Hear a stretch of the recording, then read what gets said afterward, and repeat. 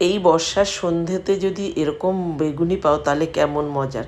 তাহলে চলো রেসিপিটা দেখে নাও। হ্যাঁ, তবে এই রেসিপিটা কিন্তু আমার ছোটো বৌদির।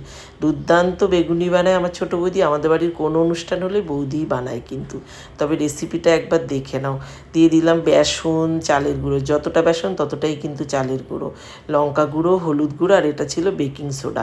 বেকিং সোডা একদম 1 চিমটে মতন দেবে। তারপরে দিয়ে দিলাম জোয়ান, কালো জিরেও অ্যাড করতে পারো তোমরা। তারপরে দিয়ে দিলাম স্বাদ মতো নুন, একটু কিন্তু চিনিও দিয়েছি, সেটা তোমাদের দেখানো হয়নি। আর ব্যাটারটা একদম এরকম হবে। আর তারপরে একদম তেলটা অনেক গরম করে বেগুনগুলো চুবিয়ে চুবিয়ে এরকম দিয়েই সঙ্গে সঙ্গে নাড়াতে নাড়াতে উল্টাতেই দেখো এরকম ফুলে যাচ্ছে। কেমন লাগছে বলো? একদম দোকান ফেল না। এইভাবে কিন্তু বানিয়ে নিতে পারো তোমরা যদি এরকম রেসিপি ফলো করে বানাও, একদম তোমাদেরও এরকম হবে।